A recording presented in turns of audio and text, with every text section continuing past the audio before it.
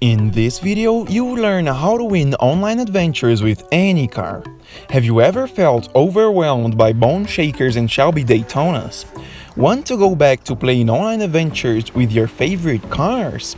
So stay tuned to learn how to regain your independence on the track. But before that, don't forget to subscribe to Racing Legends and enable notifications so you don't miss any uploads. I would also like to remind you that I already made another video on the topic that presented a bit of a different approach. In that one, I support a more conservative modification style that results in a very balanced car and great for tighter circuits, with a very sharp handling and excellent aerodynamics. The problem is that these cars can't perform on long straights. Precisely for this reason, I decided to create a second video for those of you who were dissatisfied with the first, feeling very stuck with the settings I created.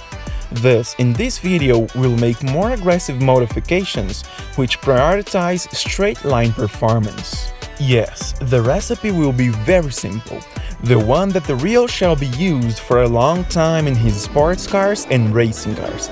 A lot of power in a lightweight shell. However, Forza Horizon 4 has some limitations for this formula, requiring a balance of tires and grip for the cars to be any usable in online adventures or ranked adventures. That's why we're gonna tackle the problem of just putting a huge engine in the car and reducing its weight, which invariably causes a lot of tire smoking and poor cornering performance.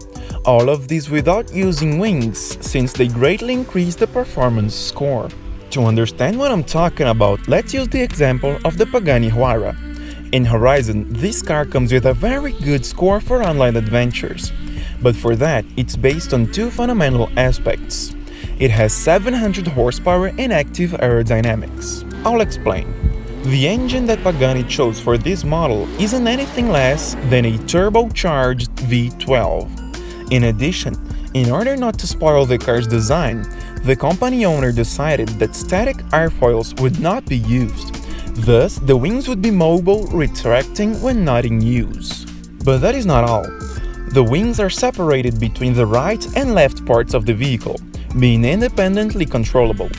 This way, it's possible to use a very clever trick of just lifting the wing on the inner side of the corner to increase the drag there and make the car turn more quickly. All of this was said to understand that the Pagani manages to have more grip without using the slickest tires in the game. It actually uses the second most sticky tires and still manages to have the ability to drive 700 horses to the ground. And since it's a success on the track, we can use this model as a motivation for our S1 class constructions. For that, we'll preferably choose a car that has active rear wings. An example of this would be the new Lexus LFA. My first interpretation of this car was not very useful, so it's time to redeem myself. The first objective is to make the car have or exceed 700 horsepower. In that case, let's go above that by installing twin turbos, which actually doesn't muffle the sound of this beautiful V10 engine. After laying all that power, we'll improve the tires for the one before the maximum, and to compensate for the grip, we'll use something like 255 in the front and 335 in the rear. That done, we started to improve weight reduction, as we're not gonna use wings. We take as much out as possible here, and with the rest of the available score, we can improve anything until we complete the S1 class performance score.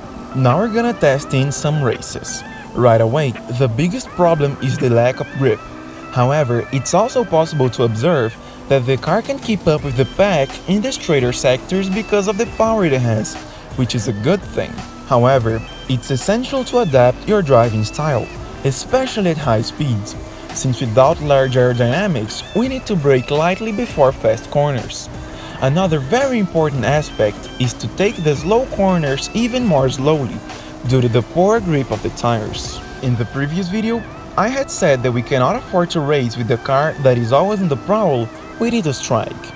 I was trying to say that if the car is very powerful and doesn't have enough grip, it's very prone to skidding around the corner exits, where the driver longs to accelerate deep. However, nowadays, it seems worth taking that risk to have the advantage of a more powerful car during the long straights.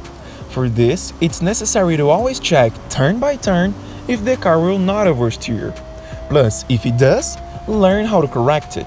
The interesting thing here is how we can compete through a series of races such as 2 complete online adventures and get used to how much it's possible to accelerate as well as how to correct the oversteer in the case of a slide.